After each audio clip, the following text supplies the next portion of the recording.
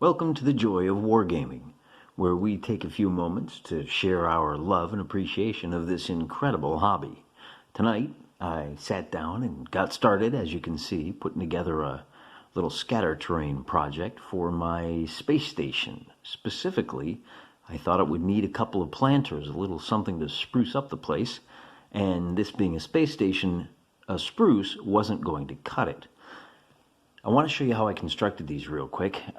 This is one of my secret weapons. This little grommet can be found in the electrical department of your larger big box hardware stores. It's actually a screw-on cap that goes onto electrical conduit. It's the perfect size. I have a 15 millimeter fantasy figure here, but I can show you how well these guys work out. The plants themselves consist of two different things. Well, but before we get to that, all I did is I stuck a little piece of cardstock in there to fill it up, and then I glued the plants on top. In this case, what you're looking at is the acorn from an ironwood tree. I grabbed 3 of those, and then I grabbed 3, I don't even know what these are, some kind of seed pod. It's tri-lobed, and I thought this looks, if it was the size of a man, it would look like an alien-style plant. As you can see, I've gone with the classic Michael Bay, bright orange and bright blue to give it that alien plant flavor, and then I simply glued in a little bit of sand for the soil. Now, I didn't do a great job filling in all the gaps with sand. You can see there's a big one right there. That's okay, because what I'll do is I'll just stuff a little bit of bushes in there to add a little bit of green. That'll hide that, and we'll be off to the races. As far as the color of the planter itself goes, that is going to be a nice white or cream color, and I think it's going to blend in really well with the not Tatooine painting scheme that I'm using for the space station in general.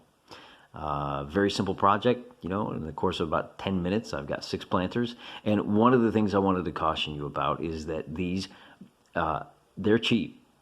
I think these are like 75 cents a piece. All you got to do is trim the flashing off the top, build them, prime them, you're off to the races. One of the things we have to do as wargamers is roll with the punches. And amusingly, I thought I was going to get away with 3 and 3. These are for 1/2-inch conduit. Unfortunately, as I grabbed the bags full of these, it turns out one of them was not 1/2-inch, it was 3/4. It's considerably larger. Not considerably. As far as I'm concerned, it's not considerably larger, but as far as he's concerned, maybe it is. Hey, that's all right. I got home, realized it was a little bit big, no problem. I'll roll with it. I give it some blue. These are trimmed from a little plastic aquarium plant. Right now, I'm waiting for it to dry. These are going to be painted with, like I said, an ivory. I'll put a little light blue on this, and we'll take a look, see what they look like in just a couple of minutes.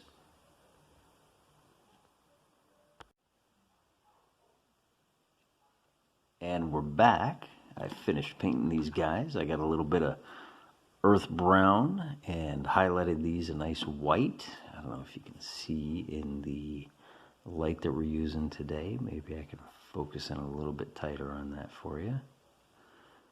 And a little bit of dry brushing. Nice fat beetle bush for you here. So the only thing left to do, as I mentioned earlier, is that some of these have a little bit of a big gap right here. So for that, we are going to just cover up the problem areas, cover up those problem children with a little bit of green shrubbery. And even if we don't manage to cover it up perfectly, that is not the end of the world, because we are building a miniature natural world here. Now, I really like the way the green sets off the orange. It really helps give it that organic feel. And if we have a couple of large spaces left kind of lingering, it's okay. The world is a messy place. I don't have to tell you that. You can look right outside your door and you get all the evidence you need. So if our wargaming table is a little bit messy, then hey, it's far as I'm concerned, a little bit messy is a little bit more realistic. So that's all we have to do. And you've got your perfect mall planter that's going to go somewhere in the space station on not Tatooine, so that not Mal Reynolds can smuggle not alien babies back to Earth in the belly of a not Wayland Yutani spaceship. So I'm going to glue the rest of these together, let it dry overnight, give it a nice good shellacking to protect it, and we'll see how well those ironwood pine cones hold up over repeated play. Sometimes you got to be a little careful with the natural items. I once decided that spaghetti would be great. It's the perfect size for conduit. And I glued a whole mess of it inside a spaceship interior, and then I put it out in the carport up above in the rafters to store it for a couple of months. And when I came back 6 months later, the mice had gotten to it and they had eaten my wargaming terrain. So go natural, go cheap, but yeah, gotta be careful. Don't go with a material that is tasty for the rodents, or you may wind up regretting it.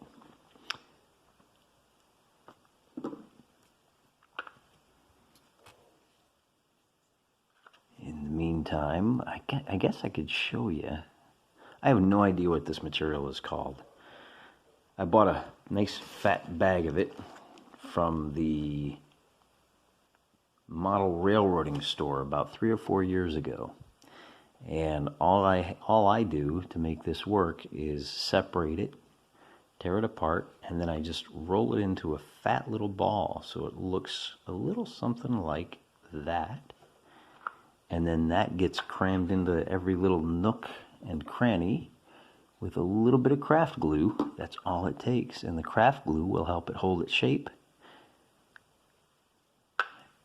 And you're done. There's 2 different shades to it. One is a light green. I suppose I should take them out. One is a deeper and darker green. As you can see, I tend to favor that. That's all I have left. So once you get those 2 together, you get a nice realistic looking contrast. It's easy to use. As I said, I think it was like $10 for so much material. I haven't been able to use it all up in years. And if the train store ever opens back up again, if the governor in his infinite wisdom decides that we are mature and responsible and reasonable adults, I'll have to tootle on down there as soon as I can to take advantage, because as you can see, I'm running low. Or maybe I just need to break down and support my friendly hobbyist who makes this stuff as a side gig and help him turn it into a main gig.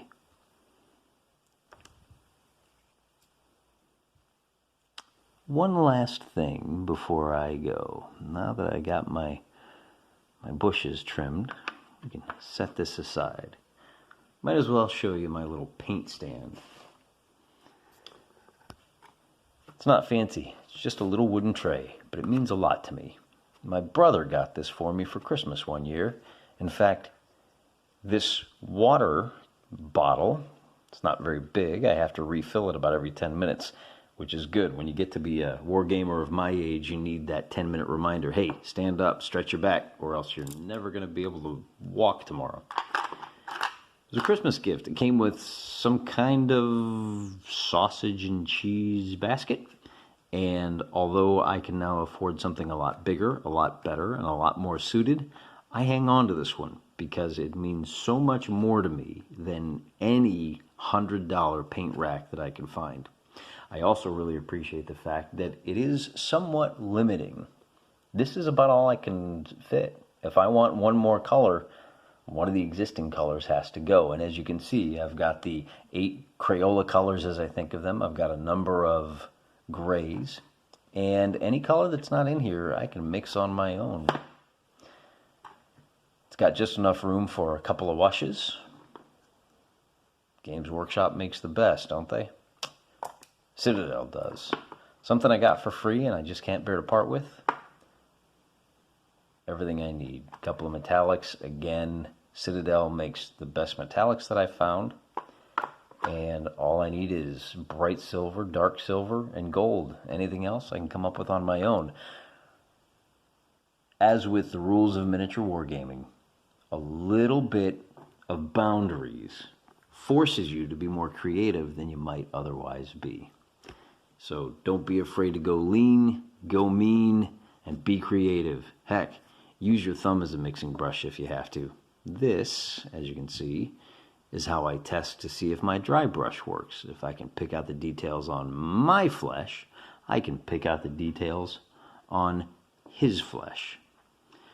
So from the both of us, from me, and from my barbarian prince here, my blurry friend, thanks for keeping me company during this project. We'll see you next time on The Joy of Wargaming. God bless y'all.